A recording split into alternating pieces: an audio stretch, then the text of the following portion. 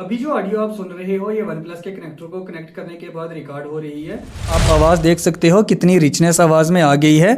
बस हमने कुछ नहीं किया, वॉइस वही थी, बोया BY-M1 माइक वही था, सिर्फ हमने क्या बदला है, कनेक्टर बदला है। तो आपको भी लगता है सारे type C to 3.5mm connector same होते हैं, या क्या आप भी अपनी ऑडियो को बोया BY-M1 माइक से रिकॉर्ड करते हो? क्या आपके पास भी टाइप सी वाला स्मार्टफोन है? अगर आप बोया BY-M1 से अपनी ऑडियो को रिकॉर्ड करते होंगे तो आपने भी एक कनेक्टर को परचेज किया होगा। पहले मैंने क्या किया था, वन प्लस का ये वाला कनेक्टर परचेज किया, उसके कुछ ही टाइम बाद मैंने किनसॉन का ये वाला कनेक्टर परचेज किया। लेकिन जब मैंने दोनों कनेक्टर को वन बाय वन बोया BY-M1 माइक के साथ कनेक्ट करके अपनी ऑडियो को रिकॉर्ड किया तो एक कनेक्टर ने मेरी ऑडियो को कंप्लीटली, मैं यूं कहूं 90% तक मेरी आवाज को डिस्ट्रॉय कर दिया था, लेकिन दूसरे कनेक्टर ने मेरी ऑडियो को क्रिस्टल क्लियर बना दिया। बोया BY-M1 माइक को यूज करते हो तो इस वीडियो को बिल्कुल भी स्किप ना करें, इस वीडियो को एंड तक जरूर देखें। इस वीडियो में मैं बताने वाला हूं कि कौन से कनेक्टर को कनेक्ट करने के बाद आपकी बोया BY-M1 की ऑडियो प्रो लेवल हो जाएगी और कौन से कनेक्टर को कनेक्ट करने के बाद आपकी ऑडियो बिल्कुल बेकार हो जाएगी। आप देख सकते हो दोनों कनेक्टर अभी मेरे हाथ में है। मैं दोनों कनेक्टर को वन बाय वन बोया BY-M1 माइक के साथ कनेक्ट करूंगा और अपनी ऑडियो को रिकॉर्ड करूंगा, जिससे आपको डिफरेंस क्लियरली पता चल जाएगा। हर क्रिएटर एक परफेक्ट साउंड चाहता है, लेकिन वही परफेक्ट साउंड को खराब करता है एक छोटा सा कनेक्टर। अगर आपने एक अच्छा कनेक्टर, अच्छा क्वालिटी का कनेक्टर परचेज किया होगा तो आपकी ऑडियो क्रिस्टल क्लियर हो जाएगी। अगर आपने बेकार कनेक्टर को परचेज किया होगा तो आपकी ऑडियो बिल्कुल डल लगना शुरू हो जाएगी। विजुअल्स चाहे आप हॉलीवुड वाले डाल दो, अगर आपकी ऑडियो क्लियर नहीं होगी, आपकी वीडियो को 5 सेकंड में ही स्किप करके निकल जाएंगे। वही 5 सेकंड की क्रिस्टल क्लियर ऑडियो उन्हीं ऑडियंस को जो भाग के जाने वाली थी उन्हीं को एंड तक पकड़े रखेगी। एक कनेक्टर को परचेज करने से पहले इस वीडियो को आप एंड तक जरूर देखें, क्योंकि इस वीडियो को देखने के बाद आपका पैसा भी वेस्ट होने से बच जाएगा और मैं गारंटी के साथ कह सकता हूं आप एक अच्छा कनेक्टर परचेज कर पाओगे। अभी मैं वन प्लस के इस कनेक्टर को कनेक्ट करूंगा बोया BY-M1 माइक के साथ, जो अभी आप मेरे हाथ में देख सकते हो। कनेक्ट करके अपनी ऑडियो को रिकॉर्ड करूंगा, जिससे आपको खुद ही पता चल जाएगा कि दोनों की ऑडियो में कितना डिफरेंस है। उसके बाद मैं किनसॉन के इस कनेक्टर को भी कनेक्ट करके अपनी ऑडियो को रिकॉर्ड करूंगा। कनेक्ट करने से पहले मैं इसकी प्राइस बता दूं, इसको मैंने अपनी ऑफलाइन मार्केट से 300 में परचेज किया था। ये जो ऑडियो आप सुन रहे हो ये वन प्लस के कनेक्टर को कनेक्ट करने के बाद रिकॉर्ड हो रही है।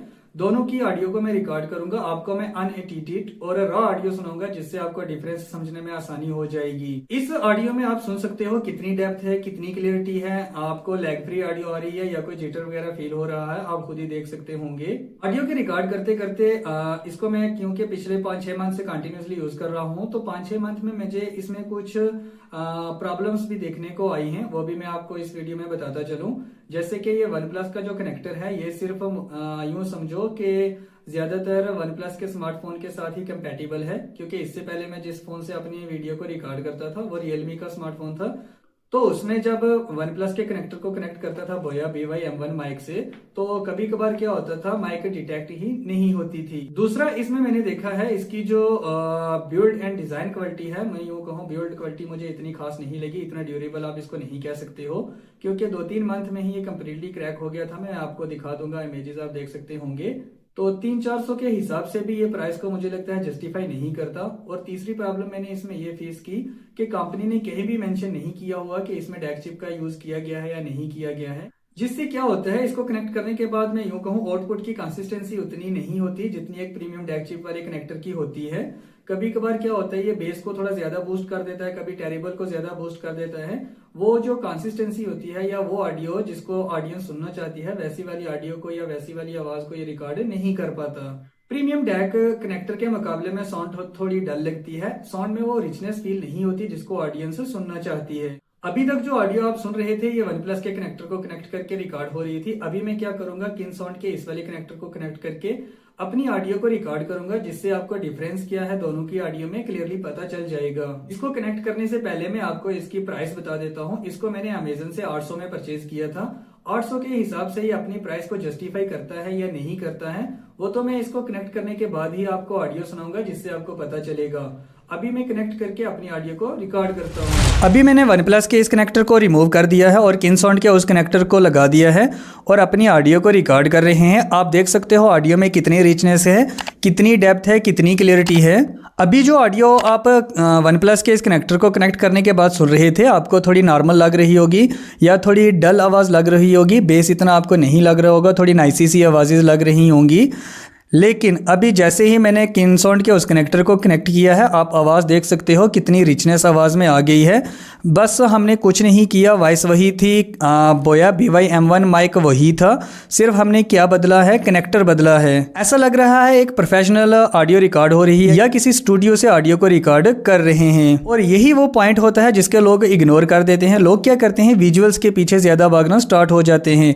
लेकिन अगर आपकी ऑडियो में रिचनेस नहीं है, आपकी ऑडियो क्रिस्टल क्लियर नहीं है, तो लोग स्किप करने में भी 2-3 सेकंड ही लगाते हैं। अगर आप 5 सेकंड में अगर आपकी ऑडियो क्लियर हो जाती है, तो वही जो लोग 2 सेकंड में स्किप करके निकलने वाले थे, वो ऑडियो को एंड तक देखते हैं। एक अच्छा कनेक्टर आपकी साउंड क्वालिटी के पूरे इम्पैक्ट बदल देता है। जैसा कि वन प्लस के कनेक्टर में मैंने बहुत सारे कॉन्स आपको बताए थे। जैसे मैंने बताया था इसकी बिल्ड क्वालिटी उतनी खास नहीं है, आप देख सकते हो ऊपर से कंप्लीटली क्रैक हो गया था। मैंने इसको टेप वगैरह लगा कर जुगाड़ किया हुआ है। यह नाइलन केबल है, कोई इसमें मेटल वगैरह का यूज़ नहीं किया गया है, बिल्कुल नॉर्मल सी केबल लगती है। वहीं अगर मैं किनसाउंड के कनेक्टर की बात करूं तो उसमें बेरोडेड केबल दी गई है, दोनों तरफ आपको मेटल फ्रेम देखने को मिल जाएगा, जिससे उसकी ड्यूरेबिलिटी और बढ़ जाती है। और उसमें दूसरी में बात करूं प्लस पॉइंट देखने को मिल जाता है, जैसे डैक चिप का सपोर्ट देखने को मिल जाता है, जिससे आपकी ऑडियो की क्वालिटी और इनहेंस हो जाती है। और एक प्रोज मुझे इसमें ये लगा कि ये सारे स्मार्टफोन के लिए कंपैटिबल है। मैंने अलग अलग स्मार्टफोन में इसको ट्राई किया, सारे ही स्मार्टफोन में ये अच्छे से वर्क कर रहा था। अगर आप भी एक क्रिस्टल क्लियर ऑडियो रिकॉर्ड करना चाहते हो तो मेरी सजेशन यही रहेगी, आप किनसाउंड के कनेक्टर को ही परचेज़ करो, क्योंकि वन टाइम इन्वेस्टमेंट है, उसके बाद आपको बार बार पैसा खर्च करने की ज़रूरत नहीं है। आपको वो सारी चीज़ें देखने को मिल जाएंगी जो एक कनेक्टर में होनी चाहिए।